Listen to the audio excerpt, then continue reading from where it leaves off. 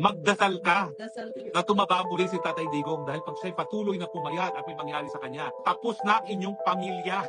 Nagbabala si former presidential spokes attorney Harry Roque kay Marcos Jr. na siya ay mananagot sa taong bayan kung sakaling may masamang mangyari kay PRRD sa ICC. Siguro, akala ng mga Marcoses, dahil pinakulong nila si Tatay Digong, magtatagumpay sila sa kanilang kagustuhan na manatili sa pwesto forever. Marcos Part 2, Marcos forever. Pero hoy, Junior, sa tingin mo kung may mangyari kay Tatay Digong sa dahi dahil sa ginawa mong pangingida at papapunta sa kanya, magtatagal pa kayo? Magdasal ka na tumaba muli si Tatay Digong dahil pag siya'y patuloy na pumayat at may mangyari sa kanya, tapos na ang inyong pamilya. Kung nung una, kayo'y nakapunta pa ng Hawaii, baka hindi na kayo makaalis sa Pilipinas at magharumintado na ang Pilipino. Hindi ko sinasabi na gawin yan ng ating mga kapwa Pilipino. Pero, hindi ko imposible yan na mapatuhin na kayo ng mga taong bayan pag may nangyari kay Tatay Digong dito sa dahig.